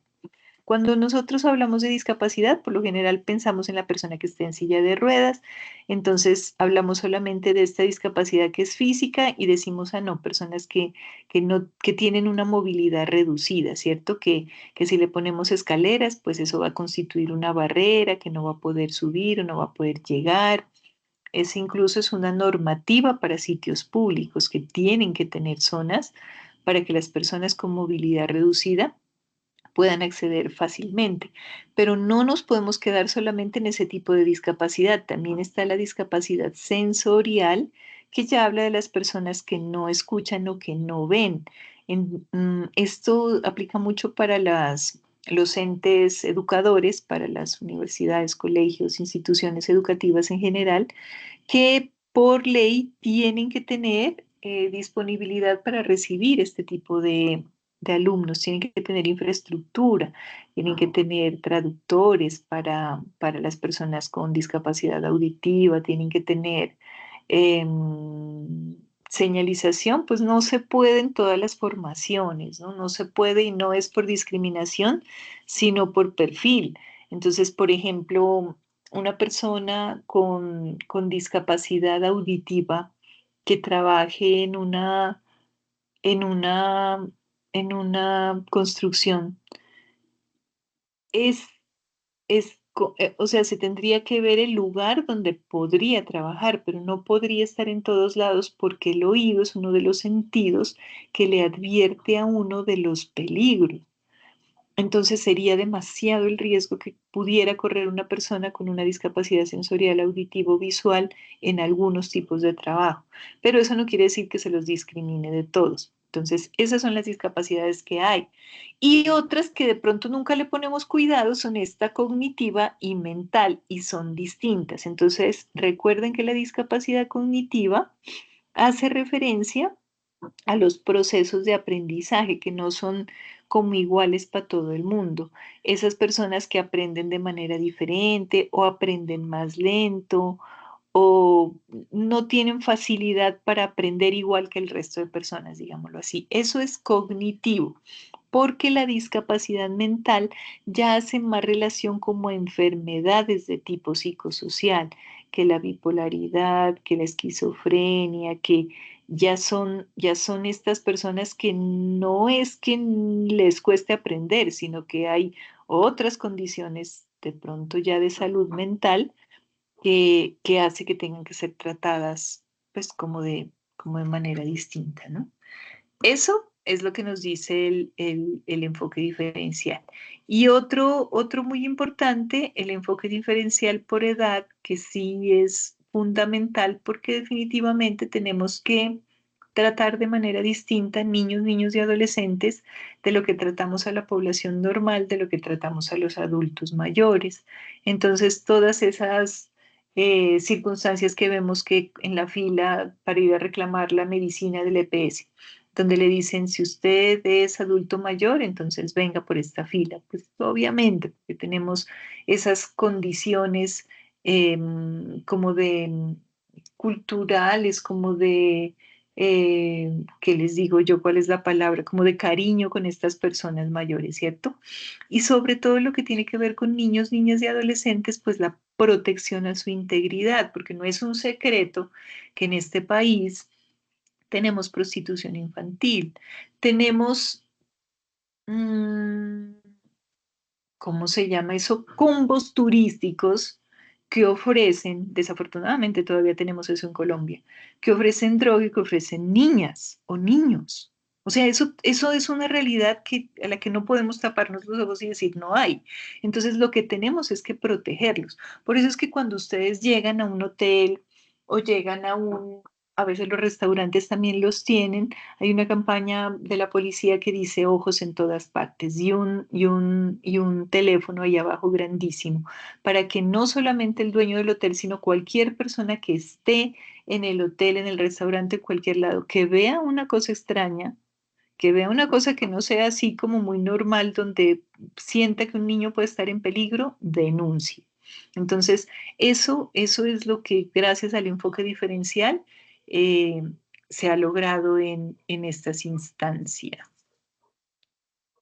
¿Qué más tengo por aquí? A ver, eso es todo, Profe, chicos. yo Dígame. tengo una consultica. Lo que pasa es que inclusive pues la semana pasada tuvimos una capacitación en la empresa donde nos hablaban pues que era como discriminatorio de pronto hablar de un compañero que tuviera una discapacidad. Entonces decía que el solo hecho de decir de que una persona tiene una discapacidad ya sería discriminatorio, que en vez de discapacidad se hablaba de condición diferente. ¿Cómo es que Entonces se pues... llama ahora? Sí, es que ahora se llama. Sí, sí. Ay, lo que pasa es Y, que o también sea, hay que condición diferenciar. diferente y personas con movilidad reducida, digamos que ya es de pronto una discapacidad física, pero por lo menos podemos hablar de personas que tienen una condición sensorial diferente a la que tiene pues ciertas personas. Entonces, eso nos explicaba. Entonces, tenía esa duda allí cuando usted nos habla de discapacidad al tema de condición. Claro, lo que pasa es que si no se han dado cuenta, en los últimos años venimos en un grado de sensibilidad bárbaro, ¿no? Entonces, antes en el colegio al niño gordito se le decía el gordo y el gordo no se traumaba, no iba a dar al psicólogo, no llegaba llorando porque era como algo normal, pero en este momento estamos, chicos, en un grado de sensibilidad que tenemos que tener mucho cuidado con qué decimos y cómo lo decimos. Ya se han dado cuenta, hasta con Disney hay ahora la revolución porque ya ni siquiera se puede hacer o decir lo que antes se decía. Entonces, sí, Arley, tienes toda la razón. Lo que yo les mostré es cómo se llaman las cosas. O sea, esas son las discapacidades y así se llaman. Pero al entrar a a interactuar con una persona, pues no podríamos llamarlo como el discapacitado porque nos mandan a la cárcel, sino las personas con discapacidad física se denominan personas con movilidad reducida. Lo que pasa es que todo va dentro del respeto, ¿no? Si nosotros tratamos a nuestros compañeros, a nuestros clientes, a nuestros proveedores, cualquiera que sea la interacción que ustedes tengan dentro de sus trabajos, con respeto, con cariño, pues seguramente no se van a dar esas palabras que se presten para que la otra persona se sienta ofendido, pero muchas gracias por la aclaración porque tiene toda la razón.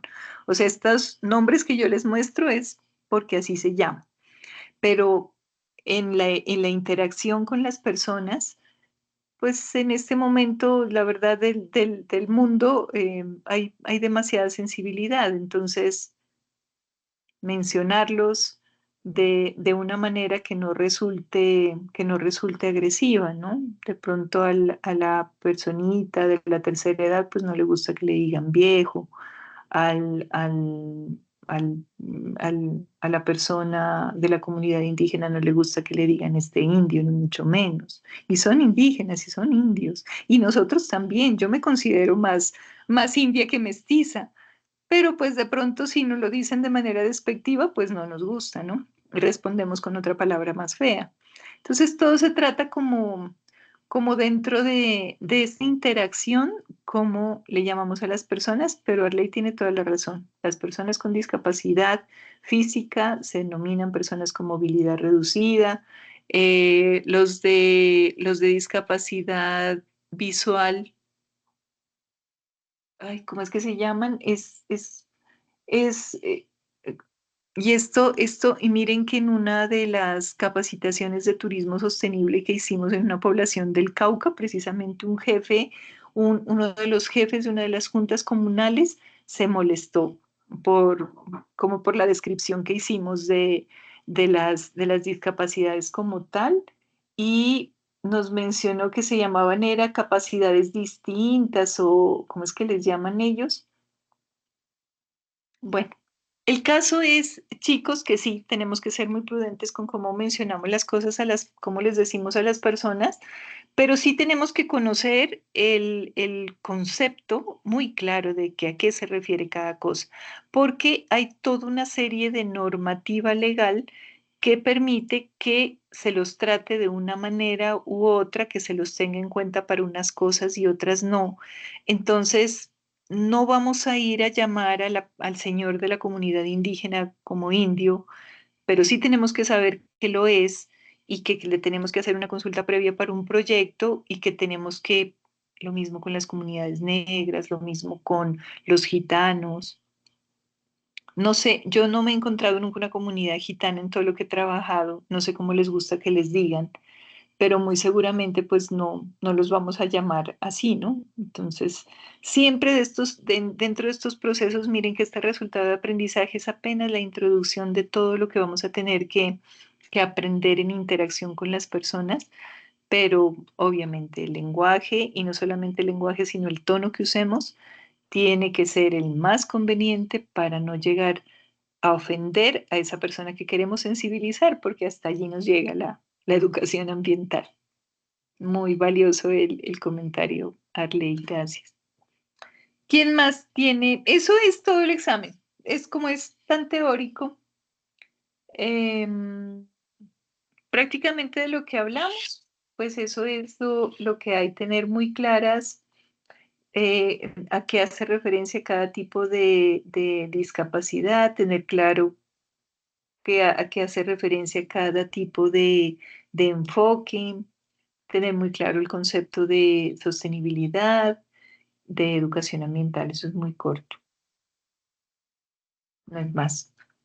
¿Qué preguntas hay? Hay preguntas de falso y verdadero, preguntas de relacionar una columna con otra, entonces que aquí sale la definición y en una ventanita le sale para que escoja a qué corresponde esa definición. Mm, hay preguntas de selección múltiple, pero de verdad que son sencillas. Ustedes que han sido tan juiciosos, han estado aquí, han visto los videos, les aseguro que no les va a parecer nada del otro mundo este asunto. ¿Alguna otra Eh, inquietud? Dígame, Arley. Profe, yo tengo una pregunta. Bueno, yo creo que pues de una o cierta forma va al caso pues con lo que estamos estudiando, ¿no? O sea, ¿qué criterios o qué parámetros tienen en cuenta a la hora de declarar un área protegida? Las áreas O sea, protegidas digamos que hay un, son, hay un, hay un, hay un impacto ambiental que es de suma importancia, ¿no? Primero que todo. Pero entonces para declarar un área, pues tengo entendido yo que se debe hacer una caracterización de todas las comunidades que están y creo yo que todas las comunidades, todas las personas de esa comunidad deben estar de acuerdo para hacer la declaratoria o no necesariamente toda la comunidad.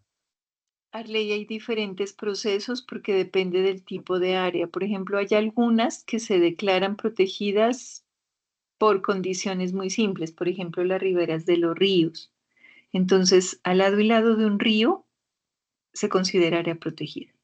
Creo que no tengo aquí el dato exacto porque esa normativa ha venido cambiando, Pero hay una cantidad de metros al lado de cada, 30 metros, Pro. Ah, ¿usted es la propia cuántos? 30. 30. ¿Sí ve? Paola es mi refuerzo. Gracias, Paola. Ok, listo, Eh, profe. Bueno, eso, pero hay ajá, sí. otras zonas, o sea, en esas zonas, por ejemplo, no vale como que usted esté de acuerdo o no, porque es así. Hay otras que la población decide, todos los, ¿cómo se llaman? Los actores involucrados deciden solicitar que se declare protegida para poderla gestionar de una manera más adecuada, porque ven que se está deteriorando, entonces Profe, tendremos que dependiendo del analizar. componente biótico, se define el tipo de protección. Lo que decía el compañero, primero hay que hacer como esos estudios de identificación, zonificación, pues, y dependiendo del componente biótico. Bueno, profe, yo le hacía la consulta porque pues yo pues estoy cerca a un área que es el enclave subterofísico que está aquí en Dagua. No sé si de pronto lo han escuchado. Es un enclave que eso es digamos, es un desierto en el medio del Chocó geográfico, pues que es una de las selvas más húmedas del mundo y está dentro de este, de este corredor, pero eso es un enclave seco. ¿Qué pasa? Hicieron la declaratoria del área. Dentro del área hay dos comunidades, una comunidad que es el corregimiento y hay otra vereda aledaña a la zona. Definieron un comité de comanejo que pues que es como el encargado de gestionar los recursos para que las comunidades trabajen pues sosteniblemente dentro de esa área. Pero es que el comité de manejo solamente trabajan unos 3, 4 que son los beneficiados y el resto de comunidad no tiene beneficio. ¿Qué pasa? Las personas que tienen sus parcelas, sus fincas, muchas veces no tienen de pronto los recursos de cómo gestionar sus proyectos, entonces buscan como la oportunidad en un banco, en alguna entidad que le pueda financiar y lo primero que le van a decir, venga, necesitamos un certificado de tradición donde digamos que usted no esté dentro de en una área de conservación. Estas personas que están dentro de esa área no les presta un banco. Entonces, creería yo que el comité de manejo es para ayudar a esas personas que están dentro del área y que pues por una cierta forma están siendo impactadas por esa declaratoria. Entonces, o sea, ¿cómo pueden hacer el tema de las declaratorias cuando van a tener en cuenta esos impactos pues que se van a tener, puede ser positivos o negativamente en las comunidades? Arley, me gustaría que me envíe información porque no conozco el caso específico. Sin embargo, sí conozco comunidades dentro de zonas protegidas, por ejemplo, en el Amazonas, que han logrado desarrollar proyectos acordes con el territorio. Lo que pasa es que, por ejemplo, si estamos en una zona protegida porque estamos en un humedal, no va a pegar un proyecto agrícola, un proyecto ganadero, donde de pronto haya una expansión de la frontera agrícola que vaya a dañar el entorno. ¿Sí me hago entender? O sea, cada circunstancia o cada caso no podemos generalizar allí, porque obviamente si estamos en una zona protegida, pues la mayoría de los proyectos convencionales no van a ser viables, no solamente porque no le presten el recurso, sino porque si llega a ejecutarlos y llega a generar algún tipo de contaminación, algún tipo de desbalance, pues va a tener inconvenientes. Le van a pedir obviamente licencias, le van a pedir planes de manejo, pero todo depende como del sector, de la zona y del tipo de proyecto que se vaya a desarrollar. No conozco ese específico y sí me gustaría como que si puede me envíe información para que lo analicemos acá. Sería muy interesante porque obvio está dentro de lo que estamos mirando, de las interacciones precisamente dentro de ese sector que va a ser parte de una cuenca y que la presencia de zonas protegidas y la presencia de comunidades dentro de esas zonas, pues generan una dinámica de usos del recurso suelo y del recurso hídrico, Arley. Si me puede enviar información, la analizamos y la miramos con más calma. Desafortunadamente no la conozco. Sí conozco muchos proyectos que se han venido abajo, tanto de las comunidades internas que viven en la zona, como de las comunidades externas, porque no son viables por el objeto que definió que esa zona tenía que ser protegida. Entonces, si la protegimos fue por algo y si vamos a desarrollar alguna circunstancia que vaya en detrimento, deterioro, pues no hay posibilidad de que nos permitan hacerlo. Pero sí hay otras muchas acciones y proyectos que se pueden realizar, que hay ejemplos en el país, que hay ejemplos en el territorio de comunidades trabajando dentro de estas áreas protegidas sin necesidad de causar impacto. Entonces, podríamos mirar me está mandando A su información. WhatsApp, profe, a su WhatsApp le envié pues el link que tiene pues el portal de la CBC y pues tiene como la información a grandes rasgos de lo que abarca lo que es el área conservada del DRMI, que es un distrito de manejo integral en Atuncela. Muchas gracias. Voy a mirarlo y lo analizamos. Claro que sí. Sí, Vale, porque profe, muchas gracias. tiene sus particularidades y la verdad es que es por algo que se declaran estas zonas de esta forma para gestionar derechos, por ejemplo, el río Atrato en Quibdó. El río Atrato fue hace unos años declarado como sujeto de derecho. O sea, quiere decir que el país le reconoce derechos al río para que se defienda, porque le estaban explotando minería ilegal en la fuente, porque estaban contaminándolo. Entonces, la gente decidió que ese río tenía que tener una connotación distinta para poderlo defender. Hay diferentes circunstancias legales de protección que Profe, afectan. eh, Dime, Ale. y ya que usted toca ese tema del sujeto de derecho, pues yo tengo entendido que acá en el municipio donde yo estoy, que es el río Dagua, que pues, se abarca la cuenca del río Dagua, también es sujeto de derecho. O sea, digamos que tiene unos derechos a estar limpio, a no ser contaminado, pero pues se ve que se sigue haciendo, no solamente el usuario común, sino que pues a grandes rasgos la industria también lo afecta. Pero entonces, o sea, ¿quién es el encargado de hacer cumplir esos derechos del río como tal? Vea, Paulita, pregunta, pregunta para las corporaciones. Las corporaciones están obligadas, las corporaciones autónomas regionales tienen la misión de, por ejemplo, velar por asuntos como la tasa retributiva, ¿no? Que es pagar por contaminar.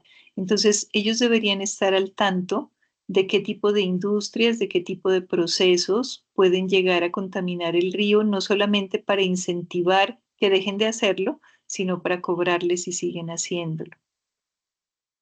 Hay toda una Profe, pero serie. también él Sí, comentó de que ese sector, ese tramo también pertenecía como, o sea, aparte de lo que normalmente exige la corporación por ser ese objeto de derechos, esa persona, o bueno, como se le haya calificado, o sea, hay más rigurosidad.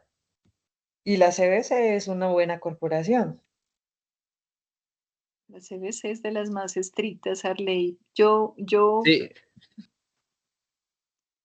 sí, o no, sea, siga, profe, siga. déjame, yo quiero como leer específicamente porque no conocía el caso y lo analizamos y lo miramos porque claro, o sea, que un río sea sujeto de derecho, pues se supone que para eso es que se lo declara de esa manera, ¿no? Para poder protegerlo de mejor forma. Hay muchas cosas que seguramente pueden estar violando o pasando por la faja ley, porque pues desafortunadamente algunas veces se actúa así en nuestro país, pero hay que ver qué se puede hacer.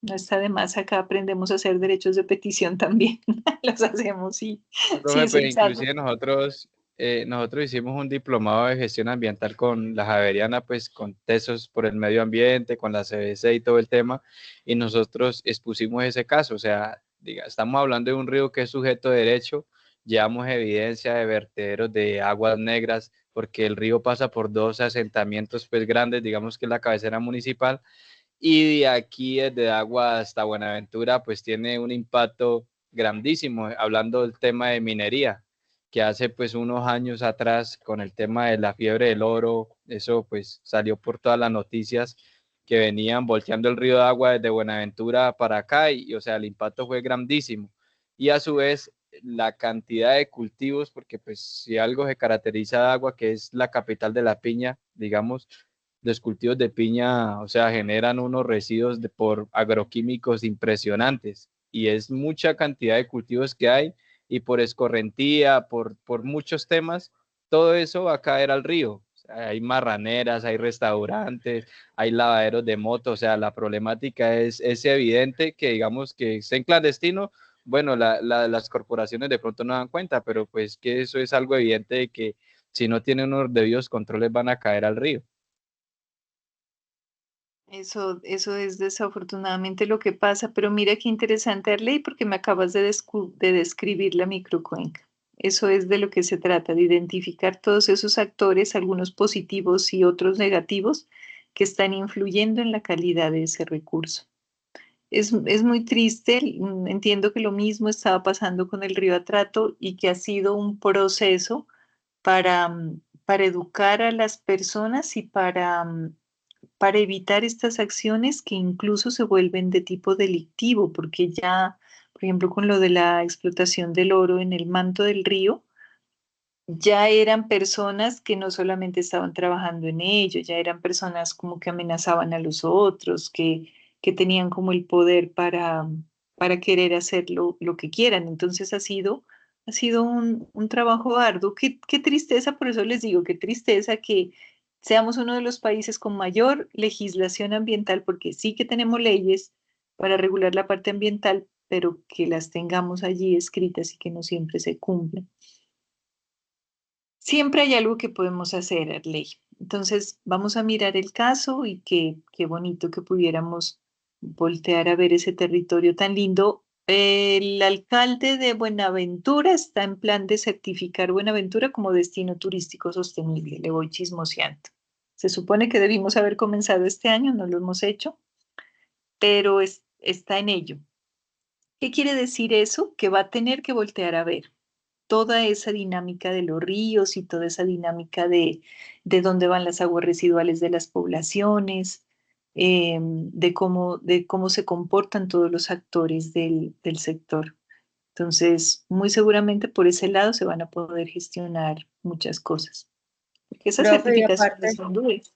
Dígame, aparte Paulita. de eso, pues la gente muchas veces piensa, ah, la corporación no está haciendo nada, pero es que resulta que uno no tiene, o sea, la corporación es una entidad y se apoya es en la misma comunidad. Por eso entonces, digamos, se reciben las denuncias. Por eso se necesita que la gente que conozca la problemática denuncie. ¿Para qué? Para que se pueda hacer un seguimiento. Porque si no, o sea, si la corporación no se entera, ¿cómo se puede atender pues esa problemática?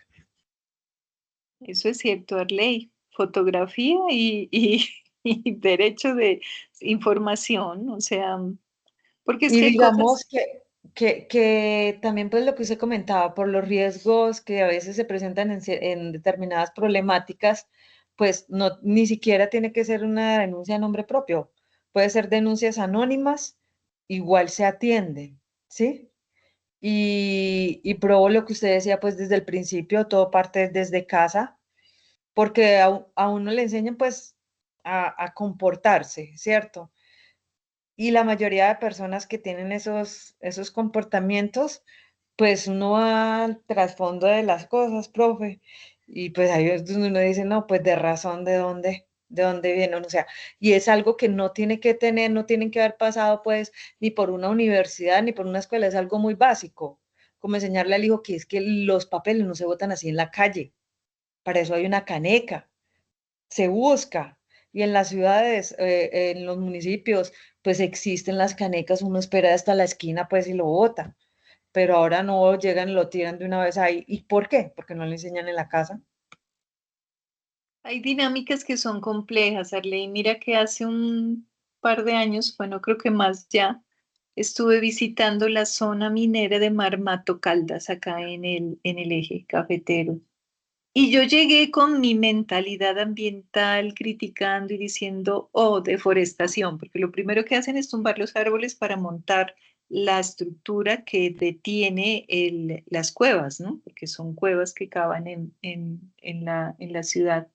Y después ver la situación de los ríos, completamente el cauce del río, el río completamente de un color como ladrillo amarillento rojizo y que no se veía una sola planta al lado, o sea, ni plantas, ni animales, ni nada. Eso corría como un derrumbe, como una vaina de color ladrillo.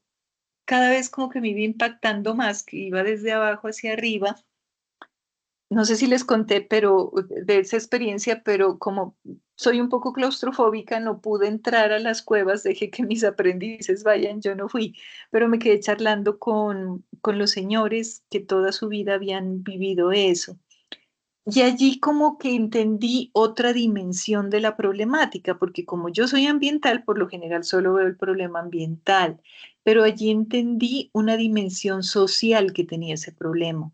O sea, entender una cultura de la gente que en su vida solo había hecho eso, generación tras generación, que no habían sembrado, que no habían tenido un comercio, que no sabían ni querían hacer otra cosa, porque es que resulta de hecho, hablé con varios profesionales, ingenieros civiles, de sistemas, que decían, ingeniera, ¿yo qué hago? Me voy a trabajar un mes por un mínimo, porque en este país, bueno, la problemática, que el empleo, que tanta vaina. Me meto a la cueva esta una semana y salgo con plata, pues como para todo el año. El Marmato se ha hundido 3 veces. Desde la última vez que fui se había hundido 3 veces. No sé si se ha hundido más veces de la cantidad de minería ilegal. Es que uno entraba a una casa y detrás del televisor había un hueco. Entonces, no es solamente la responsabilidad ambiental, es lo que hay detrás de todas estas personas. Eso es una dinámica compleja. Trabajar en medio ambiente es lento, porque no siempre se logran resultados rápidos, pero lo importante es que alguien comience a hacer algo en su entorno. Lo que dice Paola, denuncias anónimas, Arley, y comenzar a ver, bueno, ¿por qué? Porque es que es increíble. Por ejemplo, las marraneras pueden agarrar eso y ustedes como tecnólogos después van a poder ir a ofrecer ese servicio. Pueden montar biodigestores, que son estructuras baratas, fáciles de montar, fáciles de mantener en esos climas, que les va a generar gas para calentar a los mismos cerditos si necesitan calentarlos. Porque por la noche a los cerditos chiquitos, a los presebos les hace frío y toca meterles luz, lámparas de luz, entonces pueden hacerlo con el mismo gas que generan los residuos. Se genera unos lodos estabilizados que eso sí se pueden utilizar como abono e incluso un abono líquido para los campos. Entonces son soluciones fáciles para problemas que se vuelven graves cuando van a dar a un río. Lo mismo los residuos orgánicos revueltos con todo en el relleno sanitario. Son los causantes de la generación de lixiviados. ¿Se han dado cuenta que cuando ustedes tienen la basura en la casa y la revolvieron con orgánicos y levantan la bolsa, eso escurre agua que huele horrible y que, mejor dicho, si le cayó en la ropa hasta allí le llegó, le tocó cambiarse y poner a lavar?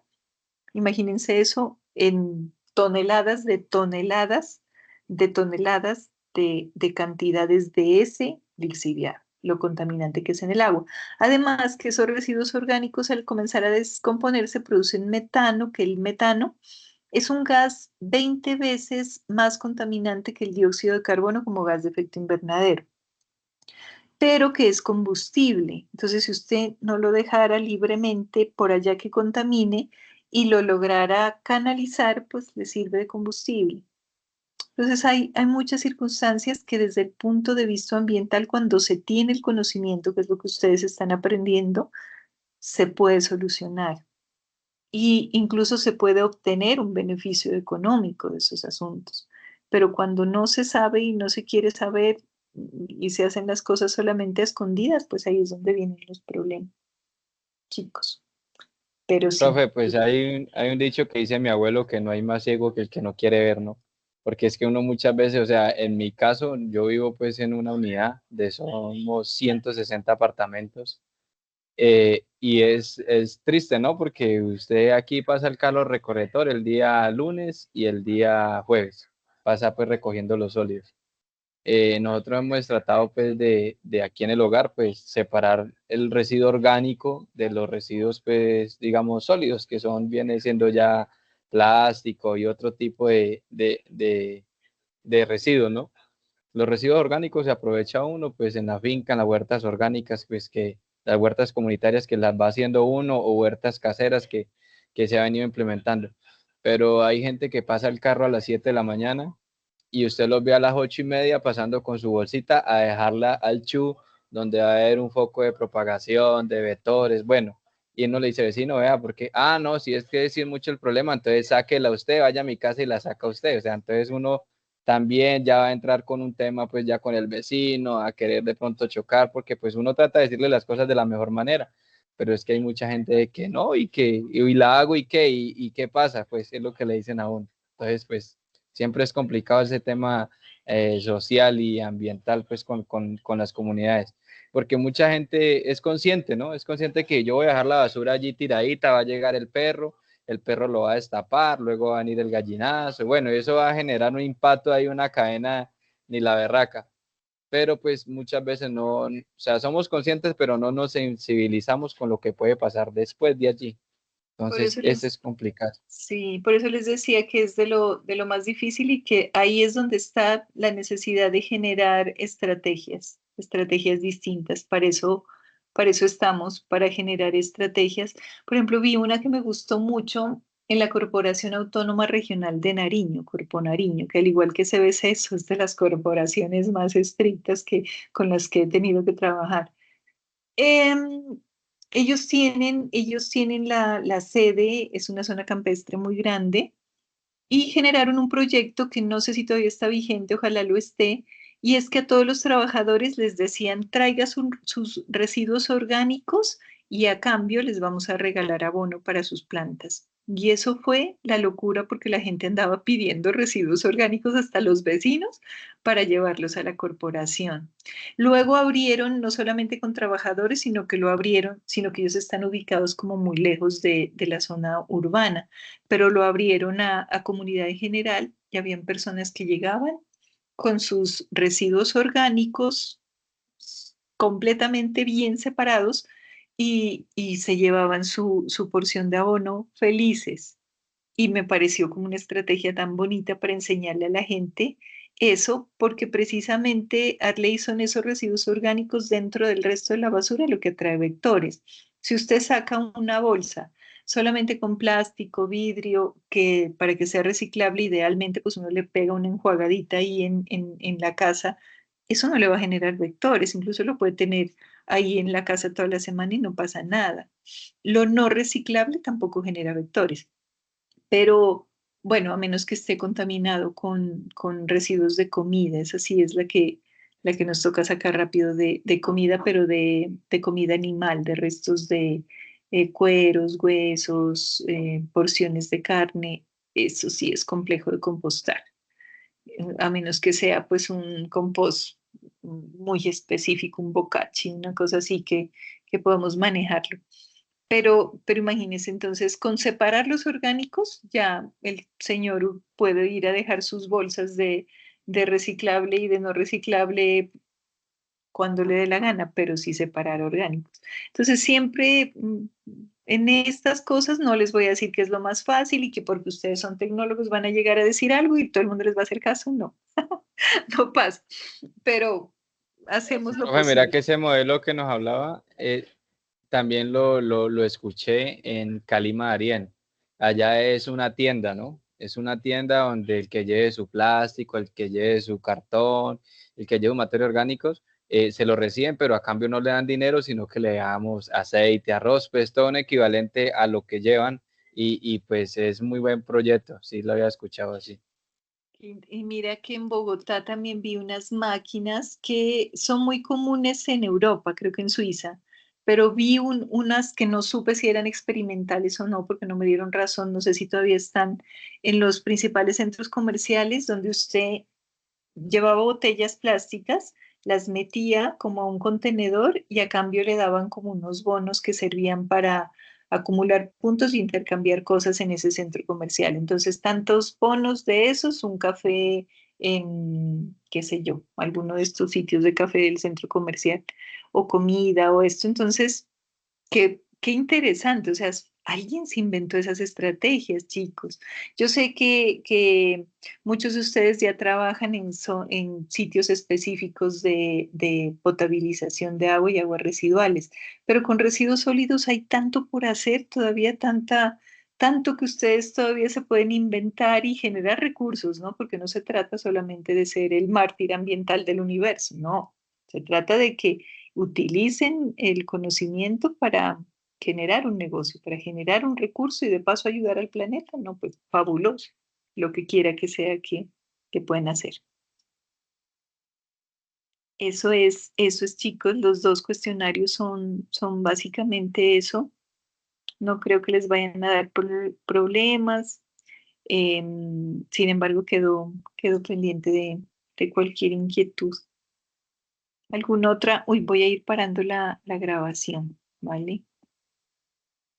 No, vale, profe, muchas gracias. Bueno, quedo entonces pendiente. La próxima clase